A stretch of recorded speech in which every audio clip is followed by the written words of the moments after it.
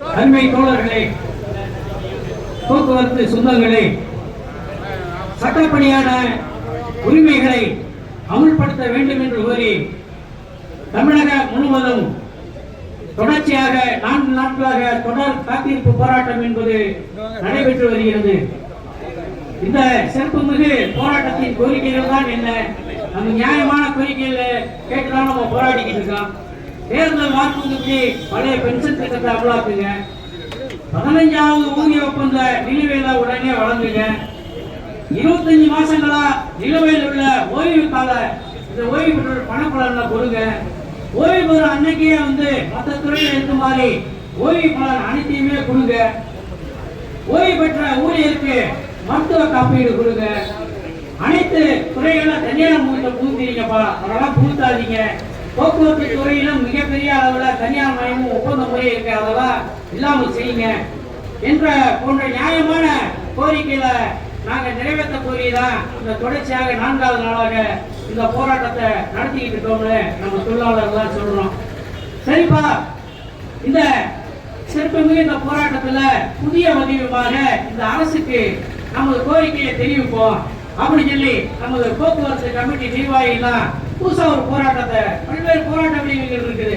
இப்ப நம்ம இந்த ஒப்பாரி போராட்டம் நடக்குது, மறியல் போராட்டம் நடக்கும், அப்ப கைது என்னென்னமோ போராட்ட வடிவங்கள் இருக்கு. சட்டை கலட்டி போராட்டம், பிச்சை எடுக்கும் போராட்டம், இப்படி பல்வேறு போராட்டங்கள் மத்தியில இப்ப நாங்க புதுசா நிர்வாக கமிட்டியெல்லாம் சேர்ந்து இதை தொழிலாளர் உரிமைக்கு பெற்று தருவது, தொழிலாளர் உரிமைக்கு பெற்று தருவது சட்டமா போராட்டமா, சட்டத்தின் மூலமாக பல்வேறு போராட்டங்களை பெற்று தர முடியும் அப்படின்னு சொல்லி சொல்றதுக்கு ஒரு அணி.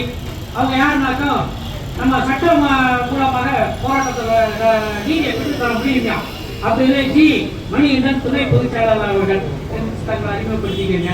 ஜி மணிகண்டன் இவங்க சட்டம் தான் பெற்று சொல்றாங்க. அதே மாதிரி அவங்களுக்கு வலு சேர்க்கும் விதமாக நாகவேல் உதவி தலைவர் அவர்களும், நமது மத்திய சங்க தலைவராக இருக்கக்கூடிய தோழர் ஐ ஜெயக்குமார் அவர்களும், அணி தலைவர் தோழர் ஜெயக்குமார் தான். அதே மாதிரி பாருங்க, என்னங்க சட்டத்தினால எல்லாமே பெற்ற முடியுமா? எத்தனை சட்டத்தினால் பெற்ற போராட்டங்களா பெட்டிகள் இருக்கு தெரியுமா? நீதிமன்ற தீர்ப்பவே அமல்படுத்தாம இருக்காங்க தெரியுமா? என்ன பெரிய சட்டம், போராட்டம் ஒன்றுதாங்க தீர்வு அப்படின்னு சொல்லி பேசுறதுக்காக சிஐடியோட மாவட்ட குழு உறுப்பினர் பிச்சமுத்து தோழர் பிச்சமுத்து அவர்கள், அப்புறம் நமது மண்டல பொதுச் செயலாளர் என் ராமநாதன் அவர்கள், அடுத்ததாக ஓய்வு பெற்றோர் நலக்குழுக்கு சிஐடி கன்வீனராக இருக்கக்கூடிய ஆல்ராஜ் அவங்க சிறப்பாக இருக்காங்க. இன்னைக்கு பாருங்களேன், சட்டம் பாருங்க, சட்டம் என்பது ஒவ்வொரு மனிதனுக்கும் முக்கியமானது. சட்டத்தின் வலிமை தான் மக்களுக்கும் தொழிலாளருக்கும் பல்வேறு வகையில பாதுகாப்பு வழங்குதுன்னு பல்வேறு ஆண்டுகளாக சொல்றாங்க. சமூகத்துல சட்ட ஒழுங்கை நிலைநாட்டுவது, சட்டத்தின் நோக்கமா நீதி வழங்குவது, ஒரு நியாயமான கோரிக்கையாக சட்டத்தில் முறையிடும் பொழுது ஒரு ஏழை தொழிலாளியா இருப்பான், அவனோட விஷயங்களாம் ஆய்வு அறிஞ்சு அந்த சட்ட நீதிமன்றத்தில் தான் தீர்ப்பு வழங்க இதற்கு தான் கொடுத்தோம் அப்படின்னு அப்படி சட்டத்தை நிலைநாட்டுது. அதே போல சட்டத்தின் மீதான நம்பிக்கை இருக்கு. இப்ப நெருங்கி மாற்றப்படாத அடிக்கடி சட்ட பிரச்சனை இருந்தாலும் சரி, ஒரு சைடா கூட உங்களுக்கு அந்த ஊருக்காரங்க தீர்ப்பு சொல்லிடலாம், அதெல்லாம் தாண்டி நீ கிட்டவா நாங்க சொல்றோம் அப்படின்னு சொல்லி அந்த சட்டம் சொல்லுது. அதே போல ஒவ்வொரு சமூக முன்னேற்றத்துக்கான பல்வேறு தீர்ப்புகளை வழங்குவது இந்த சட்டம் மூலமா. தனிநபர் வழங்கிட்டா அந்த சட்டம் செல்லுபடியாகுமா? அப்போ ஒரு அரசு ஏற்பாடு செய்து ஒரு மக்கள்லாம் சேர்ந்து அதுக்கு ஒரு தீர்ப்பை சமூக முன்னேற்றத்துக்காக ஒரு தீர்ப்பை வழங்குறது இந்த சட்டம் மூலமாக தான். அதே போல பாருங்க, இன்னைக்கு இருக்க அனைத்து சமூக மக்களும் உலகத்தில் உள்ள மக்களும் அமைதியாக இருக்கிறதுக்கும் செழிப்பா இருக்கிறதுக்கும் இந்த சட்டம் மிக மிக அவசியங்க அப்படின்னு சொல்றது இருக்காங்க.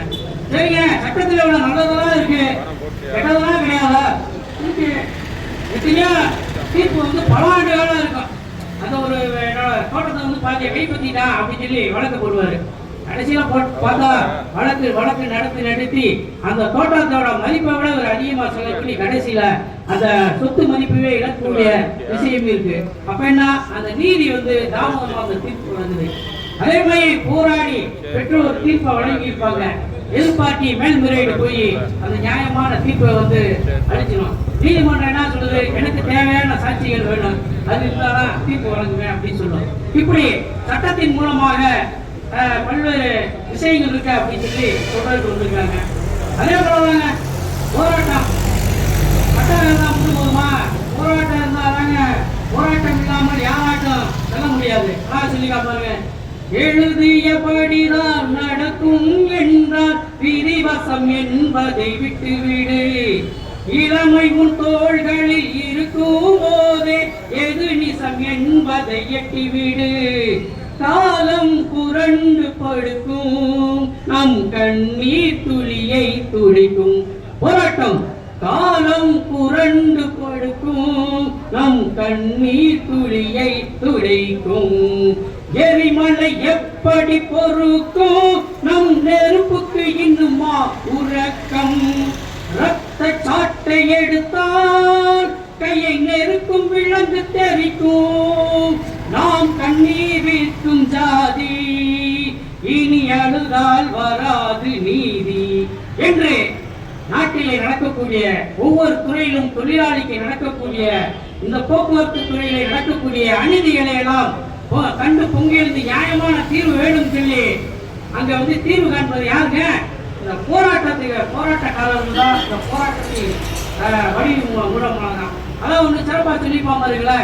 அப்படியே இந்த போராட்டத்தை பார்த்தோன்னே அரசு பேச்சுவார்த்தையை கூப்பிடும், நாங்கப்பா எதா இருந்தாலும் பேசிக்கலாம், அதை செய்யலாம் இது செய்யலாம் அப்படின்னு சொல்லி கண்துணைப்பாக சிலவற்றை பேசி ஒரு 10 கோரிக்கை வச்சிருந்தோம்னா ஒரு 2-3 சொல்லிவிட்டு திருப்பி போயிட்டு வாப்பாடுறோம். அந்த மெயினான கோரிக்கையை நிறைவேற்றாமல் அழகா அனுப்பிச்சு விட்டுறோம். அதான் அழகா சொல்லிக்காம பாருங்க, கண்ணை நம்பாதே உன்னை ஏமாற்றும் நீ காணும் தோற்றம் உண்மை இல்லாதது, அறிவை நீ நம்பு உள்ளம் தெளிவாகும் அடையாளம் காட்டும் பொய்யே சொல்லாதது, காவலரை வேஷமிட்டார் கல்வரகும் வேற்றுருவில் கண் முன்னே தோன்றுவது சாத்தியமே, காத்திருந்த கல்வனுக்கு கைவிலங்கு பூட்டிவிடும் கண்ணுக்கு தோணாது சத்தியமே, ஓடும் பொய்த்திரையை கிழித்துவிடும் காலம் புரியும் அப்போது மெய்யான தோழம்,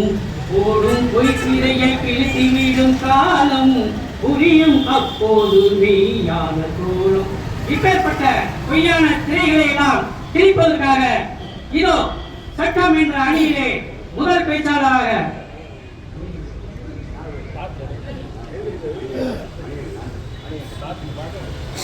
சட்டம் என்ற அணியிலே பேசுவதற்காக தோழர் ஜி மணிகண்டன் துணை பொதுச்செயலாளர் அவர்கள் இப்பொழுது தங்களது வாதத்தை எடுத்து வைக்கின்றனர்.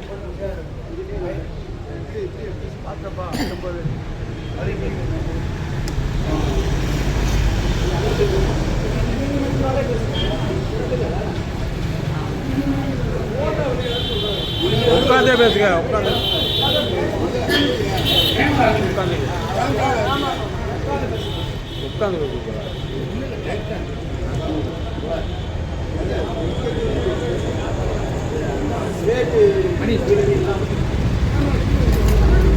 அன்பிற்குரிய தோழர்களே, இந்த நாலாவது நாள் காத்திருப்பு போராட்டத்தில் நடந்து கொண்டிருக்கக்கூடிய அனைத்து தோழர்களுக்கும் வணக்கத்தை உரித்தாக்கிக் கொண்டு, இன்றைய தினம் தொழிலாளர்களின் உரிமைகளை பெற்றுத் தருவது சட்டமா போராட்டமா என்ற இந்த பட்டிமன்ற தலைப்பிலே சட்டமே என்ற தலைப்பில் என்னுடைய வாதத்தை முன்வைக்க கடமைப்பட்டுள்ளேன். தோழர்களே, 1998ஆம் ஆண்டு நமது போக்குவரத்து கழகத்திலே பென்ஷன் என்பது ஒரு சட்டம் வரும்போது, அப்போது நம்மளுடைய ஊதிய ஒப்பந்தத்திலே நம்ம அந்த பென்ஷன் சட்டத்தை அமல்படுத்தணும் அப்படின்னு நம்ம கேட்கிறோம். அதில் நம்ம என்ன சரத்து உருவாக்குறோம்னா, இனிமேல் போக்குவரத்து கழகத்தில் பணியில் சேரக்கூடிய தொழிலாளர்களுக்கு இந்த சட்டம் பொருந்தும் அப்படின்னு நம்ம அந்த ஒப்பந்தத்தில் உருவாக்குறோம். 2003க்கு பின்னாடி 1/4/2003க்கு பின்னாடி பணியில் சேர்ந்த தொழிலாளிக்கு யாருக்குமே பென்ஷன் என்பது கிடையாது அப்படிங்கிற உத்தரவை தமிழக அரசு பிறப்பிக்கும் போது எல்லா துறைக்குமே வந்து பென்ஷன் என்பது கிடையாது. ஆனால் அது சட்டம் நம்மளுக்கு வந்து இனி தொழிற்கட்டுல இனி வரக்கூடிய தொழிலாளிக்கும் திட்டம் பொருந்தும் என்ற அந்த ஒப்பந்த சட்டத்தை வைத்துத்தான் நீதிமன்றம் சென்று இன்றைய தினம் இறந்த தொழிலாளிக்கு பென்ஷனை பெற்றுத் தருகிறோம். இது சட்ட ரீதியான சட்டத்தின் மூலமாகத்தான் அந்த இறந்த தொழிலாளிக்கு வாங்கிக்கிட்டு இருக்கான். ஆனா இனியும் பணியில் சேர்ந்த 2003 பின் பணியில் சேர்ந்த தொழிலாளிக்கான வழக்கு என்பது நடந்து கொண்டிருக்கிறது. அதையும் சட்டமாக்குவதற்கான அனைத்து ஏற்பாடுகளும் செய்யப்படுகிறது. அதே மாதிரி பாத்தீங்கன்னா 2001 எல்லாத்துக்குமே தெரியும், ஜெயலலிதா ஆட்சி காலத்திலே ஆட்சிக்கு வந்த உடனே முதல் முறையாக பழிவாங்கப்பட்டவர்கள் போக்குவரத்து தொழிலாளர்கள். வந்த உடனே ஒரு 50% வழித்தடங்களை தனியாருக்கு கொடுப்பேன்னு சொன்னாங்க. தனியாருக்கு கொடுப்பேன்னு சொல்லிட்டு 10 ஆண்டுகளுக்கு கீழே உள்ள தொழிலாளர்களை வீட்டுக்கு அனுப்புறேன்னு சொல்லி அந்த அம்மா வந்து உத்தரவு போட்டு எங்க போனா ரோட்ல இறங்கி போராடணும், மக்கள் பிரதிநிதிகளை சந்தித்து பேசணும், சட்டமன்றத்தில் பேசுறோம், வீட்டுல ரோட்ல இறங்கி போராடுறோம், எதுக்குமே அசையல. கடைசியாக சட்டத்தின் மூலமாகத்தான் நீதிமன்றம் சென்று ஒரு இடைக்கால தடை உத்தரவை வாங்கணும். அதனாலதான் இந்த ஜெயலலிதா ஆட்சியில இந்த 50% தனியார் துறையை நம்ம வந்து உள்ள கொண்டு வர முடியாது. சட்டம் தான் நம்மளுக்கு பாதுகாத்து போட்டுருச்சு. அதே மாதிரி பாத்தீங்கன்னா ஜெயலலிதா ஆட்சி காலத்துல அரசு ஊழியர்களை டெஸ்மா என்ற சட்டம் போட்டு போராடுபவர்களை ஒழிப்பதற்காக அந்த சட்டத்தை போட்டாங்க. போட்டு கிட்டத்தட்ட ஒரு 1.5 லட்சம் அரசு ஊழியர்களை அந்த ஆட்சியாளர்கள் டிஸ்மிஸ் செய்தார்கள். அப்பொழுது நம்முடைய சிஐடியினுடைய மாநில தலைவர் ஒருவரான அருமை தோழர் டி.கே. ரெங்கராஜன் அவர்கள் தான் நீதிமன்றத்தில் வழக்கு போட்டு அந்த 1.5 லட்சம் தொழிலாளர்களை டிஸ்மிஸ் செய்வதை ரத்து செய்து சட்டத்தின் மூலமாகத்தான் அவர்களை பணிக்கு கொண்டு வந்தாங்க. அதே மாதிரி பார்த்தீங்கன்னா நம்ம போக்குவரத்து கழகத்தில் ரிசர்வ் முறை CLR அப்படின்னு சொல்லி கிட்டத்தட்ட 1 வருஷம் 2 வருஷ உழைப்புகளை சொல்லி கொண்டிருந்தார்கள். ஆனால் நம்ம சட்டம் என்ன சொல்லுது, 240 நாள் பணி முடித்தால் அவர்களை பணி நிரந்தரம் செய்ய வேண்டும் என்ற அந்த சட்ட சரத்து இருக்க போயிட்டு நம்ம என்ன செய்யறோம், நீதிமன்றம் சென்று இன்னைக்கு 240 நாள் பணி முடித்தால் அவர்களுக்கு பணி நிரந்தரம் என்றதை சட்டத்தின் மூலமாகத்தான் பெற்றுள்ளோம். அதே மாதிரி பாத்தீங்கன்னா நம்ம 240 நாள் பணி முடிச்சதுக்கு அப்புறம் நிரந்தர உத்தரவு வாங்குவோம். அந்த நிரந்தர உத்தரவுல சர்வீஸ் கணக்கா வராது. அந்த 240 நாள் முடிச்சுட்டு அதுக்கு அடுத்து 6 வருஷம் நீங்க பணி பார்த்தாதான் ஃபர்ஸ்ட் லீவ்ங்கிறது கிடைக்கும். ஆனா அதே நம்ம சட்டத்தின் மூலமாக அந்த 240 நாள் பணியையும் நீ சர்வீஸ்ல சேர்க்கணும்னு சொல்லி சட்டத்தின் மூலமாக தான் வாங்கணும். நம்ம போக்குவரத்து கழகத்தில் பஸ் பாடி கிளீனர் பேருந்து சுத்தம் இருக்காங்க இல்லையா, அவங்களுக்கு அவங்களை வந்து பணி நிரந்தரம் செய்யணும் அப்படின்னு சொல்லி சட்டம் மூலமா தான் அவங்க நூற்றுக்கணக்கான தொழிலாளிக்கு பணி நிரந்தரம் என்பது வாங்கி அவங்க போக்குவரத்து கழகத்துல பணியாற்றி இருக்காங்க. அதே மாதிரி பாத்தீங்கன்னா வாரிசு வேலை நாணயங்கள் டிகிரி முடிச்சிருப்பாங்க, பிஏ முடிச்சிருப்பாங்க, பெரிய பட்டாதாரியா இருப்பாங்க, அவங்களெல்லாம் என்ன செஞ்சாங்க, நாணய ஹெல்பர் அப்படின்னு சொல்லி பராமரிப்பு பணியோட ஹெல்பர் மாதிரி வச்சு இருந்தாங்க. நாம சட்டத்தின் மூலமாக அவரவர் தகுதிக்கு தகுந்த மாதிரி வேலை கொடுக்கணும்னு சொல்லி எண்ணற்ற தொழிலாளிகள் பூரா helper, senior grade helper, special grade helper இருந்தவர்கள்லாம் கடந்த ஒரு 4 ஆண்டுகளுக்கு முன்னாடி நம்ம போட்ட வழக்கின் மூலமாகத்தான் அவங்க பூரா நீங்க பாத்தீங்கன்னா படிப்பு தெரிந்தவங்கள assistant, junior assistant, senior assistant சொல்லி அவங்களுடைய பதவியுடைய இது வந்து உயர்ந்திருக்கு. அதே மாதிரி பாத்தீங்க நீங்க பாருங்க 2016 நம்ம வாங்கப்பட்ட டிஏ என்பது 5%. அந்த டிஏ 5% உயர்வு வந்து ஓய்வு பெற்ற தொழிலாளிக்கு கிடையாது, ஓய்வு பெற்றவர்களுக்கு கிடையாது. சர்வீஸ் உள்ளவங்களுக்கு டிஏ மாறும், 6 மாதம் மாறும். ஆனா 30 ஆண்டு காலம் பணி முடித்த அந்த ஓய்வு பெற்ற தொழிலாளிக்கு 2016 இருந்து கல்வி பிள்ளையாரா 5% இருந்துச்சு. அதுவும் நீதிமன்றம் மூலமாக இன்னைக்கு அது 32% மாறி இருக்கு. அது போக சனவரிக்குள்ள இந்த அரசாங்கம் நாங்கள் வந்து பணியில் இருக்கக்கூடிய தொழிலாளிக்கு போல் ஓய்வு பெற்ற தொழிலாளிக்கும் டிஏ உயர்வை வழங்குவோம் என்ற உத்தரவை நம்ம பெற்றிருக்கோம். வேற ஒண்ணும் வேணாம் சொல்ல சட்டமன்றமே பெற்றிருக்காங்க டிஏ உயர்வு. அதே மாதிரி நீங்க பாத்தீங்கன்னா நம்மளுடைய போராட்டம் முதல் நாள் தொடங்குது. இரவு 8 மணிக்கு மேல என்ன உத்தரவு வருது? 1137.97 கோடியே 97 லட்சம் ரூபாய் ஒரு 10 மாசத்துக்கான ஊதிய உயர்வு என்பது இந்த ஓய்வு கால பலன் என்பது வழங்குறதுக்கு உத்தரவு கொடுக்குறாங்க. அப்ப நம்ம என்ன சொல்றோம்? மிச்சம் இருக்கக்கூடிய 15 மாத தொழிலாளி ஓய்வு பெற்ற தொழிலாளிக்கு என்ன செய்ய போற? ஒப்பந்தத்துல ஒதுக்கிட்ட அந்த அரியர் தொகையை எப்ப தர போற அப்படி நம்ம கேட்டு கேள்வி விடலையே. நீங்க எப்ப என்ன கேட்கறது நம்ம கேட்கலாம். நமக்கு கேள்வி கேட்கறோம். நம்ம நாங்க கேரண்டி எல்லாம் கொடுக்க முடியாது. அரசு அதிகாரிகள் சொல்ல நிறைவா என்ன சொல்ல வரீங்க? அரசு அதிகாரிகள் என்ன சொல்றாங்க? கேரண்டி எல்லாம் கொடுக்க முடியாது அப்படின்னு சொல்றாங்க. ஏங்க கேரண்டி கொடுக்க முடியாது கேட்டாங்க. கேரண்டி கொடுத்தா எழுத்துப்பூர்வமா எழுதி கொடுத்தா நீங்க சட்டப்படியாக நீதிமன்றம் சென்று நீங்க வந்து வழக்கு போடுவீங்க. அதனாலதான் வந்து எழுதி தர மாட்டோம்னு சொல்றாங்க. எனவே தொழிலாளர்களுடைய உரிமைகளை பாதுகாப்பது சட்டமே என்று என்னுடைய வாதத்தை நிறைவு செய்கிறேன். நன்றி. என்ன அருமையா அடுக்கடுக்கா சொல்லியிருக்காங்க. படிப்பு கேட்ட அந்த வாரிசுகளை கொடுக்கணும், அந்த ஊதிய உயர்வை கொடுக்கணும், சொல்லி பல்வேறு விஷயங்களை சட்டத்தின் மூலமாக தான் பெற்றுக்கொண்டு அடுக்கடுக்கா தன்னுடைய நியாயத்தை வந்து வச்சிருக்காங்க. அழகா சொல்லி பாருங்க. சொல்லிக்காரு, உன்னை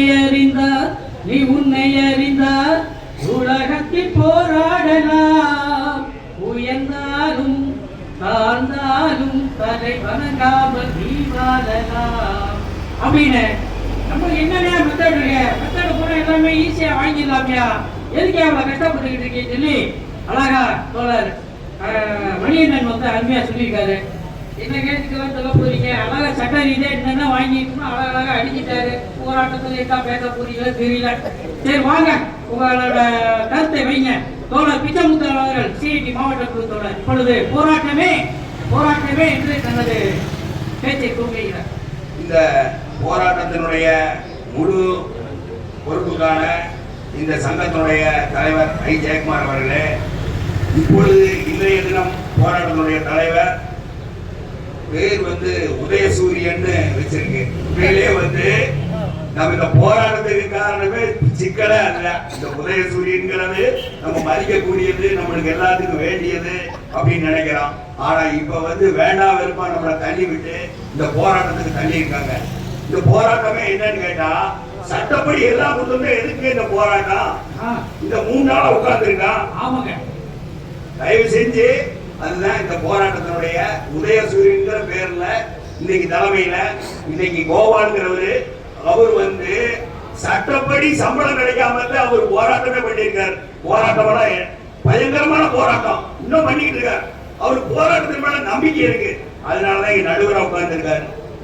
அதோட இல்லாம நான் நடுவர்கிட்ட ஒண்ணு கேட்டுக்கிறேன். நான் உண்மையை பேசலாம் பொய் பேசலாம் வந்து என்ன நியாயமா பேசுங்க. ரைட்டு. நீங்க உயிரோடு இருக்கணுமா வேண்டாமா? உயிரோட இருக்கிறதுக்கான இவ்வளவு போராட்டமே. அப்ப நான் உண்மையை பேசலாம் அனுமதியோட. ரைட்டு. நீங்க வந்து நீங்களா நானா என் எதிரணியில உட்கார்ந்து இருக்கவங்கள மணிகண்டை கம்பத்தில் எவ்வளவு போராட்டக்காரன்னு தெரியும். ஜெயவேலு சட்டவிரோதமா டிரான்ஸ்பர் பண்ணது தெரியும்.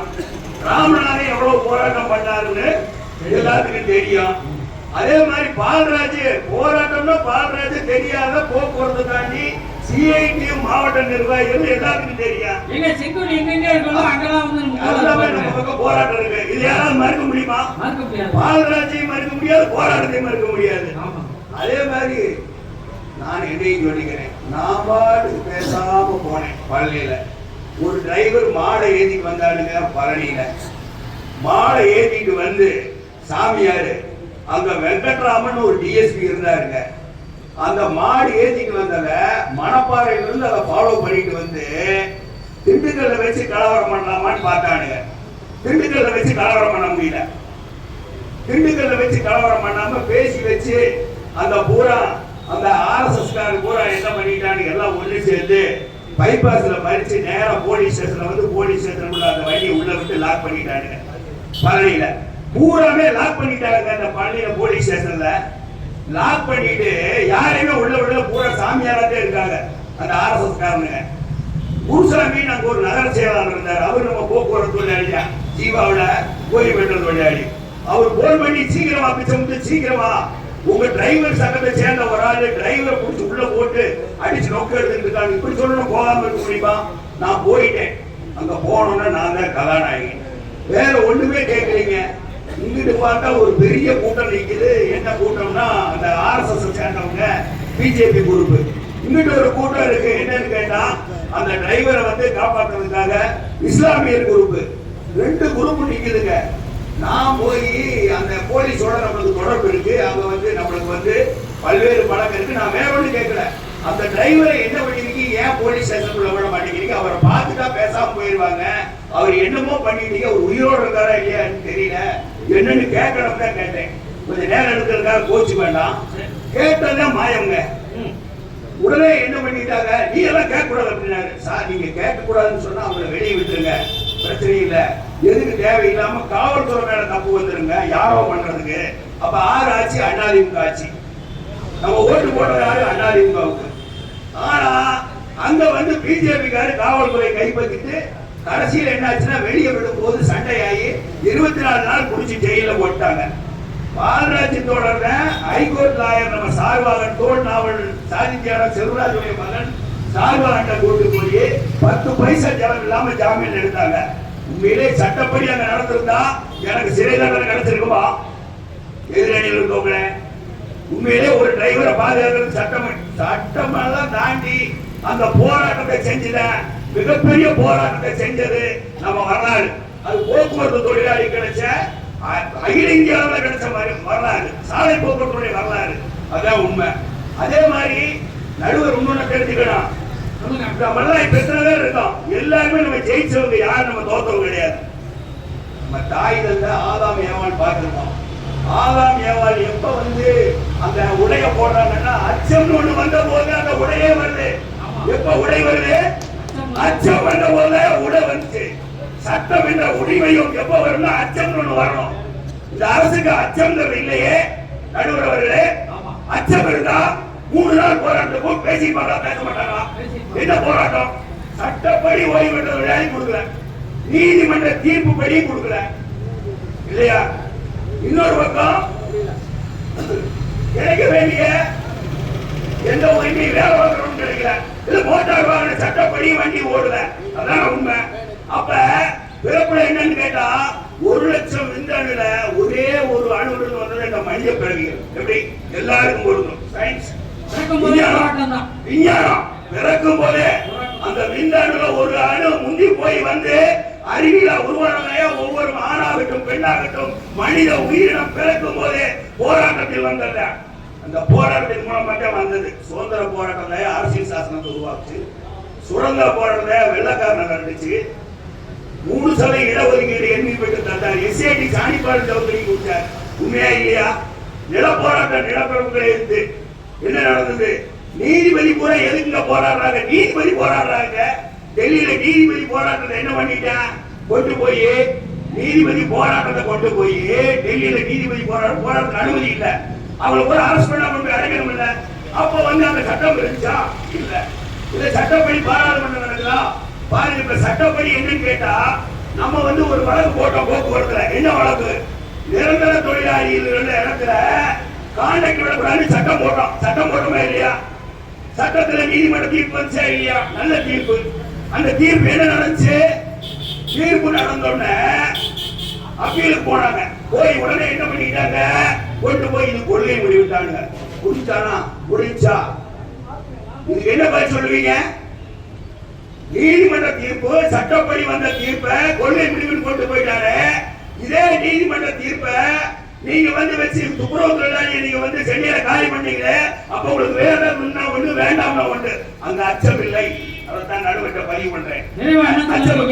இன்னொன்னு, நீதிமன்ற தீர்ப்பை ஒரு சங்கி அதே மாதிரி பழனியில் எடுத்துக்கிட்டா ஒட்டுமொத்த சாலையோட திருவிழாவோட பணப்புழக்கத்திலே காலி பண்ணிட்டானுங்க. ஒரு போட்டு என்ன தீர்ப்பு? சாலையோர சிறு வியாபாரிகளுக்கு அந்த ஒருத்தர் தீர்ப்பு போட்டு பிஜேபிக்காரே அங்க வந்து தீர்ப்பு போட்டு அங்க வந்து ஆட்டோ ஓட முடியாது, டூ வீலர் போக முடியாது, சாலை வியாபாரம் போச்சு, ஒட்டுமொத்த சிஐடி போராடுது. இன்னைக்கு உச்சகட்டமான அது உடனே தீர்ப்பாமலாகுது. யாருக்கு ஒரு கொள்கை முடிவு எடுக்கலாம்ல? அங்கே அச்சம் இல்லை, அங்கே நியாயம் இல்லை. போராட்டம், இதுதான் போராட்டம். வேற என்ன சிஐடி போராட்டம்? பல போராட்டம் சொல்லலாம். நம்ம கம்சன் போராட்டம், ரயில்வே போராட்டம், சிம்சன் போராட்டம், பஞ்சாயத்து தொழிலாளிகளுடைய போராட்டம், பலகட்ட போராட்டங்கள். எல்லா போராட்டத்திலும் வரலாறு இருக்குது. அந்த வரலாற்று நரேந்திரன் கபேல்கரை கொலை செய்திருக்காங்க. ஈரோடு நடுவர் அவர்கள் நிச்சயமாக நியாயத்தின் பக்கம். அவர் வந்து எதையும் பார்க்க மாட்டார். சமூக நீதி மாற்றம் மாறும் என்ற ஒரு சொல்லை தவிர எல்லாம் மாறும். கார்ல் மார்க்ஸ் தத்துவத்தை நாங்கள் நெஞ்சில் சுமந்தவர்கள், கொடியை வைத்தவர்கள். எல்லாம் மாறும். போராட்டத்தின் மூலமாக தான் சமூக நீதியை அடைய முடியும், சோசியலிசத்தை அடைய முடியும், ஒரு விடுதலை அடைய முடியும், ஒரு சட்டத்தை பாதுகாக்க முடியும், இந்த சமூகத்தை பாதுகாக்க முடியும். எல்லாத்தையும் இந்திய மக்களுடைய இன்னைக்கு ஒற்றுமையை காப்பாற்ற முடியும் என்று அரசியல் சாசனத்தையும் ஜனநாயகத்தையும் காப்பாற்றுவதற்கும் கூட போராட்டம் தேவை தேவை என்று கூறி எனது முதல் உரையை முடிக்கின்றேன். நன்றி, வணக்கம். இன்னும் ஒரு உச்சியமா உணர்ச்சியான தூங்கிட்டு இருந்தாங்களா 4 பேர் எந்திரிட்டாங்க. ஏன்னா 4 நாள் போராட்டம் தொடர்ச்சியா விஜயமுத்தோட பேர் சொல்லி கட்டணாவது அப்படின்னு கட்டாவுடாடி எந்திரிச்சு உட்காந்து அப்படி என்ன சொல்லிக்காரு பாருங்க. கருவறையில இருந்து கல்லறை வரைக்கும் போகிற வரைக்கும் போராட்டம் தாயா. பறக்கும் போது போராட்டம், இறக்கு வரைக்கும் போராட்டம், இறந்த பின்பு போராட்டம். இறந்த பின்பு கூட அந்த கல்லறை கிடைக்குவதற்கு அந்த வழியில் சென்றது கூட ஒரு போராட்டம் நடத்திதாயா போகிறது சொல்லி அருமையா சொல்லிக்காரு. ஐயா, இன்னைக்குமே அச்சத்தோட வாழக்கூடாது. எப்படி இருமா வாழணும்? அப்படியே ஒரு போராட்ட குணத்தோட வாழணுமே அப்படி சொல்லிக்கா பாரு. அதோ அந்த பறவை போல வாழ வேண்டும், இதோ இந்த அலைகள் போல ஆட வேண்டும். ஒரே வானிலே, ஒரே மண்ணிலே, ஒரே கீதம், உரிமை கீதம் பாடுவோம். காற்று நம்மை அடிமை என்று விளக்கவில்லையே, கடல் நீர் அடிமை என்று சுடுவதில்லையே, காலம் நம்மை விட்டு விட்டு நடப்பதில்லையே, காதல் பாசம் தாய்மை நம்மை மறப்பதில்லையே. ஒரே வானிலே, ஒரே மண்ணிலே, ஒரே கீதம், உரிமை கீதம் பாடுவோம். அழகா உரிமை கீதம் போராட்டம் தான் சொல்லியிருக்காரு. மாற்றம் என்ற ஒன்றுதான் மாறாதது அப்படின்னு அழகா வந்து சொல்லியிருக்காரு. இதுக்கு பதில் சொல்லும் விதமாக போராட்டம் அட்டுக்கட்டுக்கா வச்சிருக்காருங்க. உங்க சட்ட ரீதியா வந்தது எதுவுமே நடக்கலங்க. போராட்டம் மூலமாக நடந்து அதோட வெற்றி பெற்றுச்சுன்னு சொல்லியிருக்காரு. இதுக்கு பதில் சொல்லும் விதமாக உதவி தலைவர் நாகவேலா அவர்கள் இப்பொழுது சட்டமே சட்டமே என்ற அணியில் பேசுகின்றோம். 5 நிமிடம்.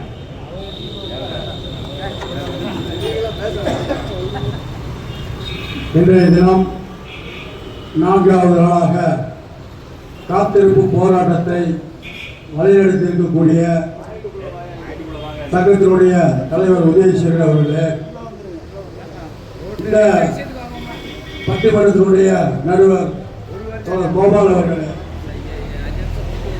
தலைவர் கோபால் உள்ளிட்ட அனைவருக்கும் என்னுடைய முதல்வர் வணக்கத்தை தெரிவித்துக் கொள்கிறேன்.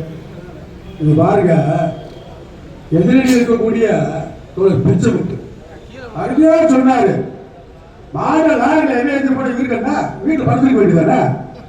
அதை போலீஸ் ஸ்டேஷன்ல போய் இவர் என்ன பண்றாரு? போலீஸ் ஸ்டேஷன்ல போய் தகராறு பண்ணதுனால இவர் மீது வழக்கு. அந்த வழக்கு இவர் ஜாமீன்ல பெறுவதற்கு சட்டம் தான். அந்த சட்டம் இவர் ஜாமீன் வாங்கிக்க முடியாது. வரலாறு தெரியாம பேசிக்காரு. போராட்டத்தால் என்ன பண்ண முடியாது? சட்டம் தான் தொழிலாளியை பாதுகாக்கும் நான் சொல்றேன். அதோட மட்டுமல்லாம நிரந்தர தொழில உத்தரவு வாங்கினாராமா.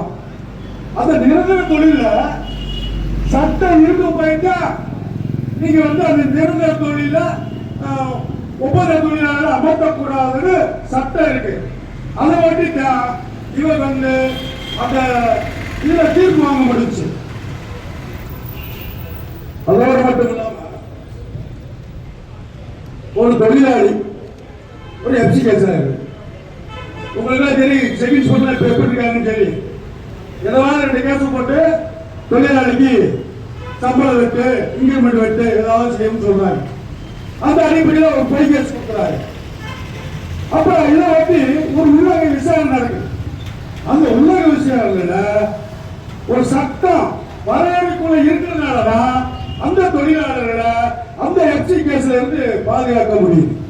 எனவே சட்டம் தான் அந்த தொழிலாளர்களை முழுமையா பாதுகாக்குது என்பது என்னுடைய வாதம்.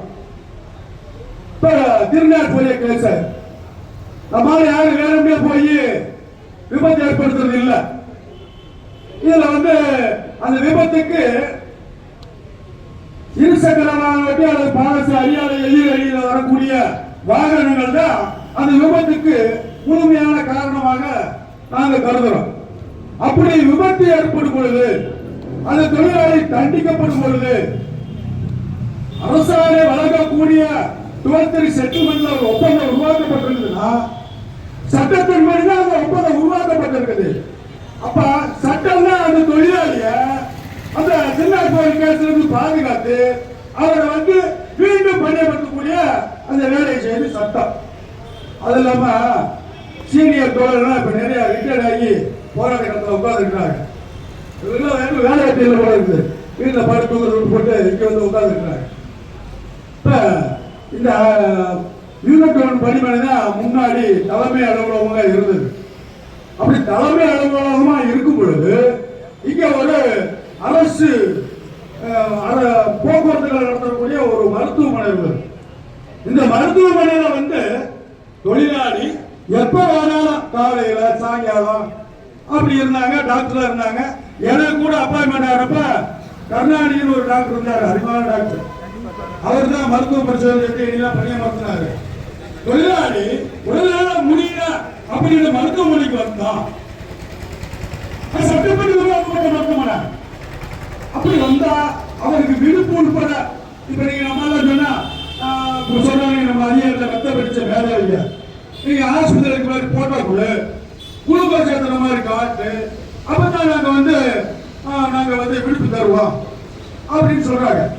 ஆனா அன்னைக்கு இருக்கக்கூடிய அந்த டாக்டர் பார்த்துட்டு இத்தனை நாளைக்கு லீவ் வேணும், உடல்நிலை என்ன அப்படி உண்மை தன்மையை கருதி அந்த தொழிலாளிக்கு விடுப்பு கொடுத்தாரு. அந்த விடுப்பு போனா அந்த விடுப்பு நிறைய அதிகாரிகள் இருக்காங்க, விடுப்பு வாங்கி கிழிச்சு போட்டு ஆப்ஷன் போடுறவங்க. இதெல்லாம் சட்ட போராட்டத்தில் உருவாக்கப்பட்டது. அந்த தொழிலாளிக்கு விடுப்பு வழங்கப்பட்டது. அதோடு மட்டுமல்ல அடுத்தபடியாக 8 மணி நேர வேலை தொழிலாளர்கள் 1961 மோட்டார் வாகன சட்டம் உருவாக்கப்பட்டது. அது அப்படியே 1988 தான் அரசு கஜனாவில் உருவாக்கப்பட்டு நடைமுறைப்படுத்தப்படுது. அந்த சட்டத்தில் 8 நாள் வேலை 7 நாள் வேலை 6 நாள் வேலை பார்த்தா 1 நாள் விடுப்பு வழங்கணுங்கிறது சட்டம். அப்ப நிறுவன தொழில் இருக்கக்கூடிய தொழிலாளிக்கு அவன் இதுல ஒப்பந்த தொழிலாளி கூட இந்த சட்டம் தான் 6 நாள் வேலை பார்த்தா 1 நாள் விடுப்பு தரணும்னு இந்த சட்டம் சொல்லுது. அந்த அடிப்படையில் தான் சட்டம் தான் தொழிலாளர்களுடைய வாழ்க்கைக்கு முன்னேற்றமாக இருக்கும்போது என்னுடைய வாதம். நீங்க இப்ப நம்மால் போறாரு டிராபிக்ல கிட்ட போய் எனக்கு லீவ் வேணும் 6 நாள் அப்படின்னு சொல்லி சொல்றாரு. ஒரு 1/2 நேரத்துக்கு முன்னாடி அவங்க லீவ் கொடுக்குறாங்க. அந்த லீவு கொடுக்கறதுக்கு 1/2 மணி நேரத்துக்கு முன்னாடி சீனியர் விடுப்பை வழங்கலான்னு சட்டம் சொல்லுது. அதனாலதான் அவருடைய விடுப்பு வழங்கப்படுகிறது. கடந்த காலங்களில் திண்டுக்கல்ல ஒரு ஆர்ப்பாட்டம் நடப்பட்டது. அந்த ஆர்ப்பாட்டத்தை ஒட்டி கிட்டத்தட்ட ஒரு 320 மேற்பட்ட தொழிலாளர்களுக்கு ஆப்ஷன் போட்டாங்க நிர்வாகம். அதை எதிர்த்து தொழிலாளர் நீதிமன்றத்தில் போய் அந்த ஆப்ஷன் விடுப்பா மாற்றினது இந்த சட்டம், தொழிலாளிகளுக்கு வழங்கக்கூடிய சட்டம்.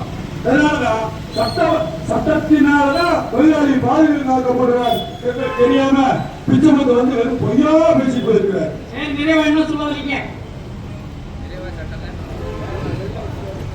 ஒன்றை மட்டும் கூறிக்கொண்டு காலம் கருதி நிறைவு செய்கிற நடுவர்களே,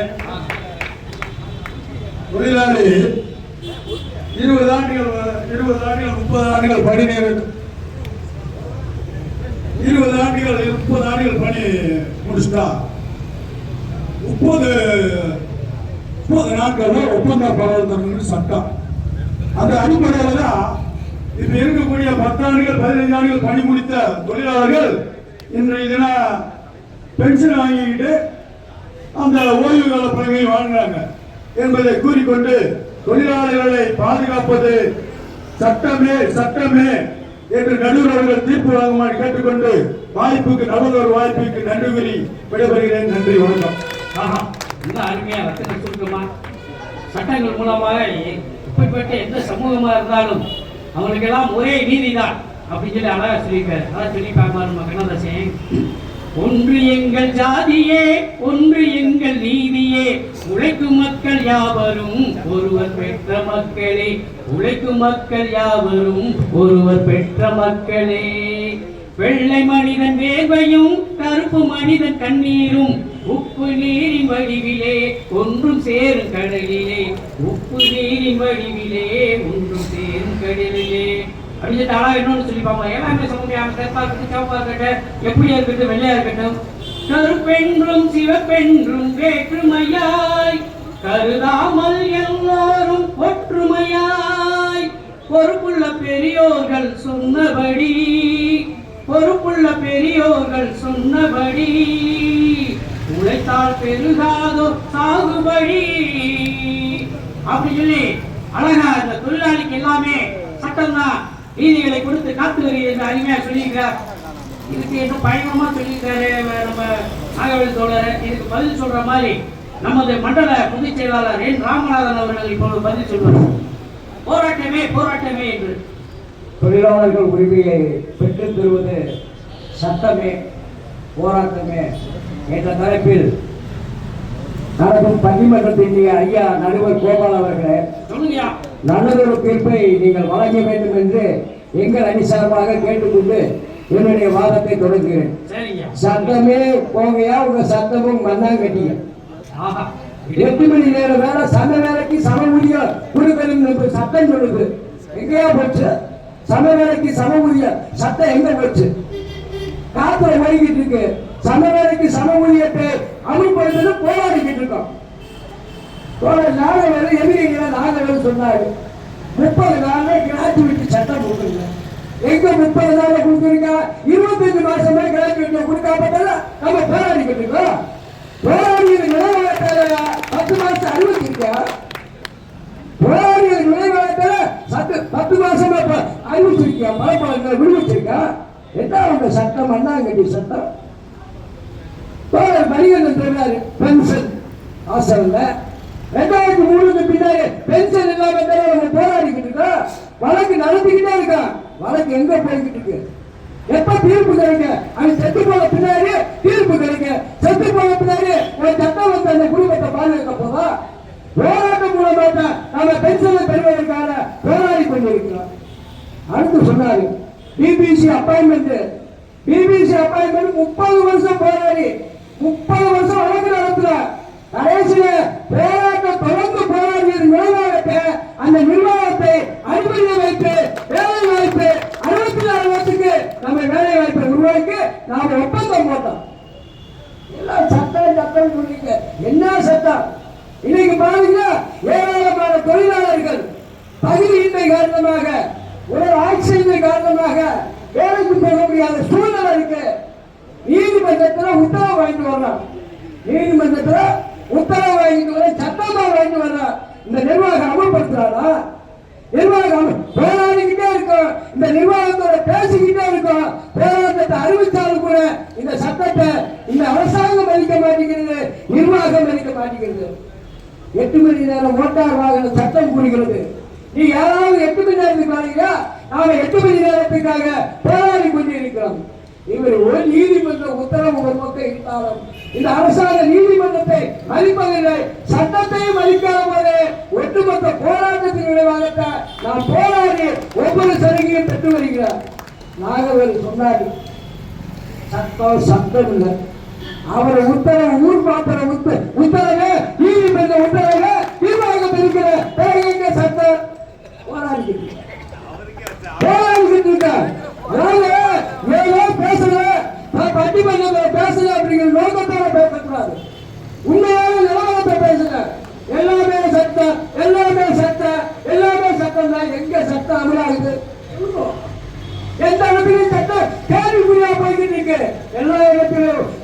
தொழிலாளர் இங்க ஒன்றுபட்ட போராட்டத்தில் நம்முடைய ஒட்டுமொத்த உரிமையை தக்க வைக்கப்படுகிறது.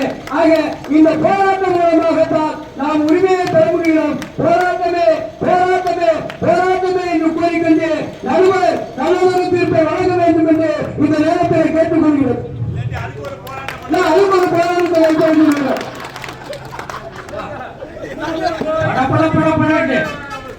கலர் கலரா அறிவுடைய அந்த சட்டம் மூலமா இந்த சட்டம் மூலமாக அந்த உரிமை வந்துச்சு. கலர் கலரா அறிவு முடியலான்னு புட்டு புட்டு வச்சுட்டாரு. எவ்வளவு நாளையா எங்களை ஏமாத்திக்கிட்டே இருப்பீங்க?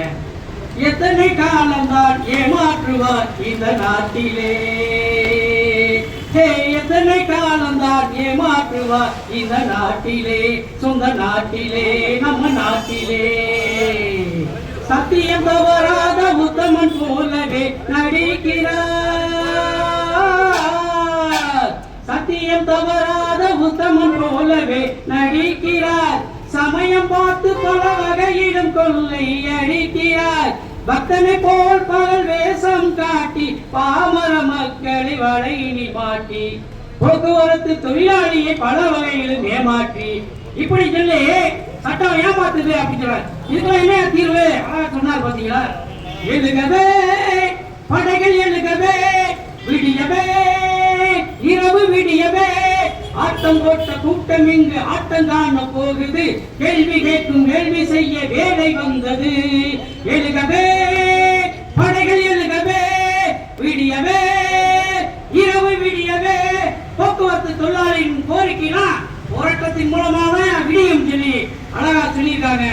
இதுக்கு பதில் தரும் விதமாக நமது மத்திய சங்க தலைவர் தோழர் ஐ ஜெயக்குமார் அவர்கள் இல்லையா சட்டம் தான் எல்லாத்தையும் கடைசியில் நிலை நாட்டும் என்று அருமையாக தனது கருத்தை முன்வைக்க இருக்கிறார். காத்திருக்கும் போராட்டத்தினுடைய 4வது நாள் போராட்டத்தின் ஒரு பகுதியாக நடைபெற்றுக் கொண்டிருக்கின்ற இந்த சிறப்பு பட்டிமன்றத்தின் நடுவர் அவர்களே, கலந்து கொண்டிருக்கின்ற போராட்ட செம்மல்களே, இந்த அனைவருக்கும் வாழ்த்துக்கள்.